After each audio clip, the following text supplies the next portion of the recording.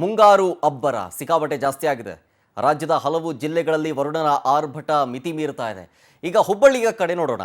ಹುಬ್ಬಳ್ಳಿಯಲ್ಲಿ ಈ ಮುಂಗಾರು ಅಬ್ಬರಕ್ಕೆ ಅಲ್ಲೋಲ ಕಲ್ಲೋಲದ ವಾತಾವರಣ ನಿರ್ಮಾಣವಾದಂತೆ ಭಾಸವಾಗ್ತಾ ಇದೆ. ಅಲ್ಲಿನ ಚಿತ್ರಣವೇ ಅದನ್ನು ಹೇಳುತ್ತೆ.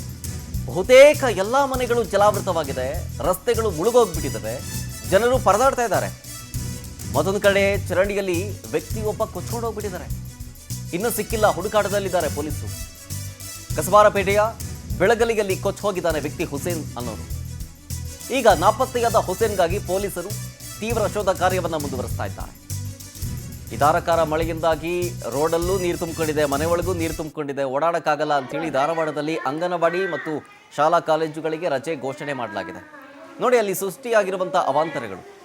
ಹುಬ್ಬಳ್ಳಿಯಲ್ಲಿ ಆಲ್ಮೋಸ್ಟ್ 90% ಮನೆಗಳೆಲ್ಲವೂ ಕೂಡ ಜಲಾವೃತವಾಗಿದ್ದಾವೆ ಅಂತ ಗೊತ್ತಾಗ್ತಾ ಇದೆ. ಹುಬ್ಬಳ್ಳಿ ನಗರದ ಸುತ್ತಮುತ್ತಲಿನ ಭಾಗ ಜೊತೆಗೆ ಅದಕ್ಕೆ ಸಂಬಂಧಪಟ್ಟಂಥ ಹಲವು ತಾಲೂಕುಗಳಲ್ಲಿ ಎಲ್ಲ ಕಡೆಯೂ ಕೂಡ ಇದೇ ರೀತಿಯಾದಂಥ ಪರಿಸ್ಥಿತಿ. ನಾನ್ ಸ್ಟಾಪ್ ಮಳೆ ಸುರಿತಾ ಇದೆ, ರಸ್ತೆ ಮೇಲೂ ನೀರು ತುಂಬಿಕೊಂಡಿದೆ, ಮನೆ ಒಳಗಡೆನೂ ನೀರು ತುಂಬಿಕೊಂಡಿದೆ. ಸೊ ಹಾಗಾಗಿ ಮನೆ ಒಳಗೂ ಇರೋಕ್ಕಾಗ್ತಾ ಇಲ್ಲ, ಹೊರಗೂ ಇರೋಕ್ಕಾಗ್ತಾ ಇಲ್ಲ. ರಾತ್ರಿಯೆಲ್ಲ ಜಾಗರಣೆ ಮಾಡಿದ್ದಾರೆ, ಮನೆ ಒಳಗಡೆಯಿಂದ ನೀರನ್ನು ಹೊರ ಹಾಕೋದಕ್ಕೆ. ಮನೆ ಮಂದಿಯೆಲ್ಲ ಅದರಲ್ಲಿ ನಿರತರಾಗಿರೋದು, ಜಾಗರಣೆ ಮಾಡಿ. ಆ ದೃಶ್ಯ ಗಮನಿಸ್ತಾ ಇದ್ದೀರಿ. ಮತ್ತೊಂದು ಕಡೆ ಚರಂಡಿಯಲ್ಲಿ ಕೊಚ್ಚಿ ಹೋದಂತಹ ವ್ಯಕ್ತಿ ಹುಸೇನ್ ಫೋಟೋ ನೋಡ್ತಾ ಇದ್ದೀರಿ. ಇವರೇ ಚರಂಡಿಯಲ್ಲಿ ಕೊಚ್ಚಿ ಹೋದಂತಹ ವ್ಯಕ್ತಿ. ಈಗ ಇವರ ಹುಡುಕಾಟದಲ್ಲಿ ಪೊಲೀಸರು ನಿರತರಾಗಿದ್ದಾರೆ.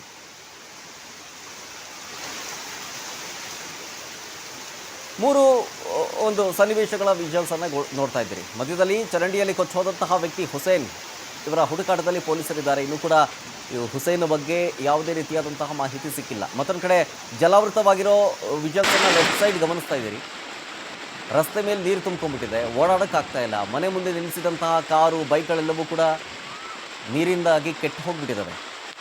ಆಮೇಲೆ ಮನೆ ಒಳಗಡೆ ವಿಜುವಲ್ಸ್ TV ಸ್ಕ್ರೀನ್ನ ಬಲಭಾಗದಲ್ಲಿ ಗಮನಿಸ್ತಾ ಇದ್ದೀರಿ. ಮನೆಗಳಿಗೆ ನೀರು ನುಗ್ಗಿಬಿಟ್ಟಿದೆ. ಅಲ್ಲಿ ಮನೆಯಲ್ಲಿರುವ ವಸ್ತುಗಳೆಲ್ಲವೂ ಚೆಲ್ಲಾಪಿಲ್ಲಿ ನೀರಿಗೆ ಆಹುತಿ ಆಗಿಬಿಟ್ಟಿದೆ. ಸೊಂಟ ತನಕ ಬರುತ್ತೆ ಅದು ನೀರು, ಇಷ್ಟು ತುಂಬ್ಕೊಂಡ್ಬಿಟ್ಟಿದೆ ಮನೆ ಒಳಗಡೆ ನೀರು. ಹೊರದಾಡುವಂತಹ ಪರಿಸ್ಥಿತಿ ನಿರ್ಮಾಣ ಆಗಿದೆ. ಜೊತೆಗೆ ಈ ಮುಂಗಾರು ಶುರುವಾಗುತ್ತೆ ಅನ್ನೋದು ಮುನ್ನೆಚ್ಚರಿಕೆ ಇದ್ರೂ ಕೂಡ ಯಾವುದೇ ಕ್ರಮಗಳನ್ನು ತಗೊಂಡಿಲ್ಲ.